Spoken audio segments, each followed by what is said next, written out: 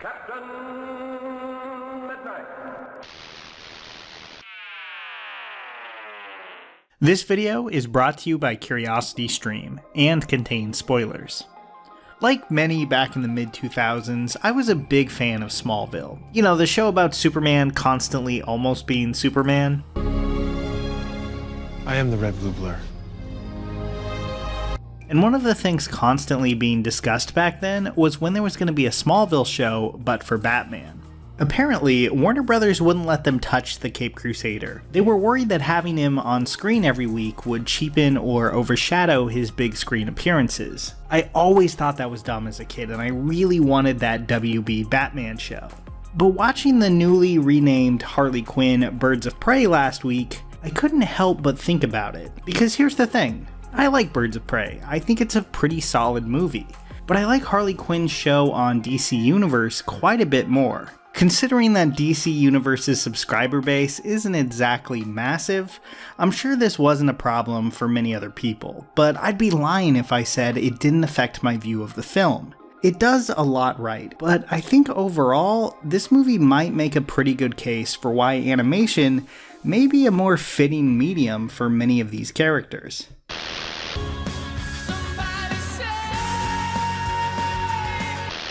Harley Quinn, in her solo projects at least, is not that different from Bugs Bunny. Like Bugs or Deadpool, there's a lot of fun to be had watching her be the larger-than-life wacky presence to the annoyance of pretty much everyone else on screen. I mean, she literally keeps sticks of dynamite in her car to just toss out the window like she's in Looney Tunes Racing. The movie takes place in a very heightened comedic world. And maybe this will drive a lot of like Nolan Die Hard types crazy, but overall I'd say it did a pretty good job with that tone. Margot Robbie is the real key here. If that performance didn't work, the movie would be pretty unwatchable. Thankfully, she's pretty great. I wasn't quite sold on her in Suicide Squad, but I think a lot of that came down to the fact that she was saying lines from the screenplay to Suicide Squad. What, we some kind of Suicide Squad?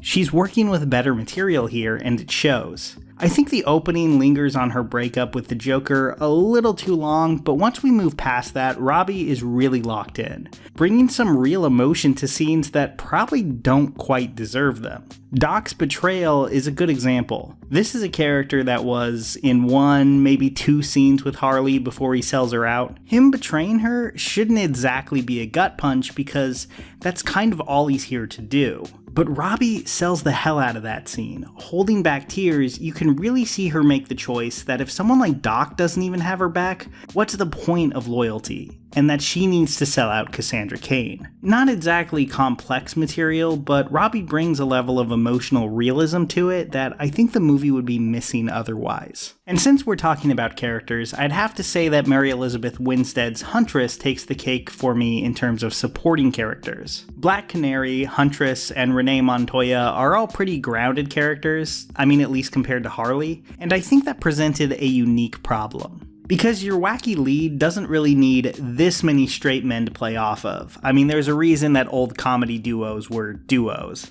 So how do you make them feel unique in their own right? For Huntress, they decided to play up how badass she is early on, showing us her tragic origin and her rage-filled quest for revenge, all pretty standard stuff. But the fun twist came in that badass violent stuff is really all she's good at. She's been so single-minded in her pursuit of her family's killers that she's never really developed any social skills, and as a result, isn't very good at coming off at being intimidating. One of my favorite scenes in the whole movie is probably the character practicing saying her cool anti-hero name in front of a mirror and trying to sound scary. It's the perfect screen presence to play off of Harley, who is kind of the most outgoing character imaginable. The other two Birds of Prey I'm a little less sold on. Black Canary is fine and probably gets the most backstory of all of them, but her personality basically boils down to stern and serious, which is never going to be the most fun character to watch.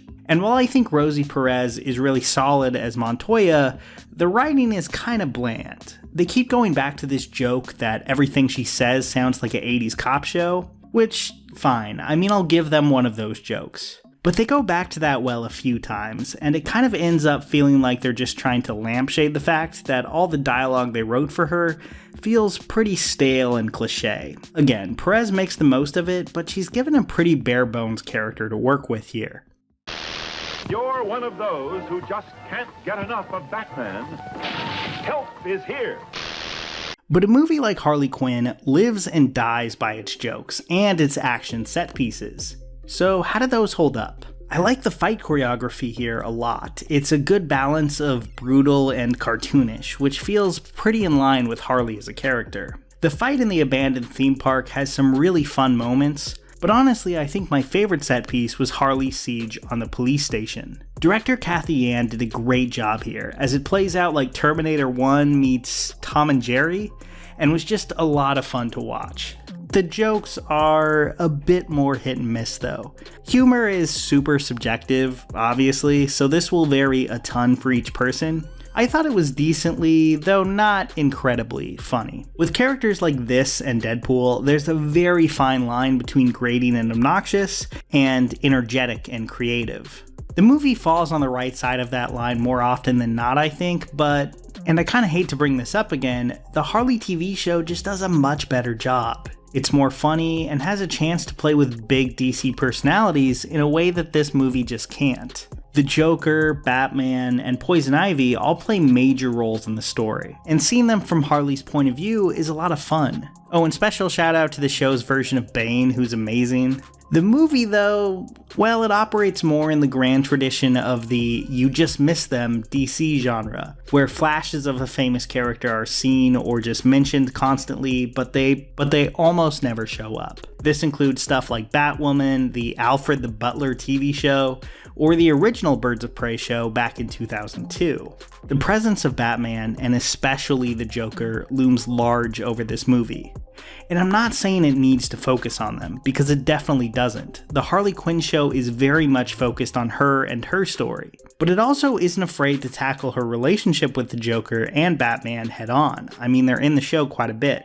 Having characters just constantly talk about the Joker, like they do here, makes the movie feel a bit minor league. I get they were in a tough spot though, because they probably didn't want to bring Jared Leto back. A choice I, for the record, very much support.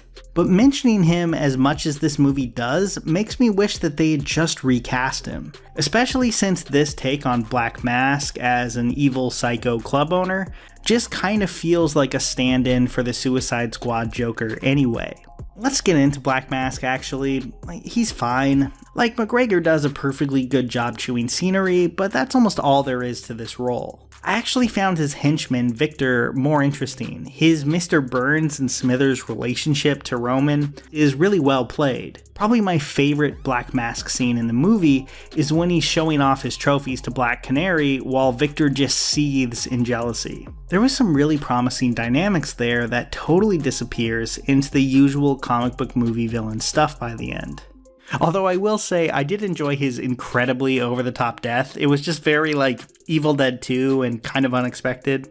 Overall, though, there's just not that much to Black Mask, and that's fine. I get they didn't want to make him a big focus. But just like the Montoya Cop Show jokes, at a certain point, lazy writing is just lazy writing. Knock, knock, Puddin'. Say hello to your new, improved Harley Quinn. In the end, did I enjoy Harley Quinn Birds of Prey? Yeah, definitely. I think it's a solid movie filled with even better performances. I don't want it to seem like I have a big, massive issue with the film. If you're looking for a fun movie to go see this weekend, you could do much, much worse. But I do think there's some issues here and there that could have been solved with just another pass on the script. Maybe it's unfair to think too much about the Harley animated series while watching it, but the fact is, I think if you're looking for a consistently funny and deeper look at this character on screen, that's a better place to find it. And if you're a fan of DC's other cartoonish comedy, I definitely recommend The Secret World of Lego, which dives deep into the company's history and design philosophy on Curiosity Stream. It's a streaming service from the founder of the Discovery Channel that has thousands of titles to choose from. Big budget documentaries about science, history, tech, and a ton of other stuff too. But when you sign up, you'll get even more. When you get Curiosity Stream's annual membership, you'll also be getting Nebula, a great streaming service made by independent creators like Lindsay Ellis, Patrick H. Willems, Just Right, and me. It's a way for YouTubers to go beyond the demands of YouTube's algorithm and create something new. So you can support independent creators and get tons of high quality documentaries just by signing up for their annual membership. Only $19.99 for the entire year. Get access to all of that and a free trial by going to curiositystream.com/Captain Midnight. Here's a special tip for the fellas and girls who have not already joined Captain Midnight's new 1940 Flight Patrol. You'd better hurry up and join at once because there's a big adventure ahead. The thing to do now is to get started because we're going to have not only barrels of fun, but loads of free gifts and prizes too.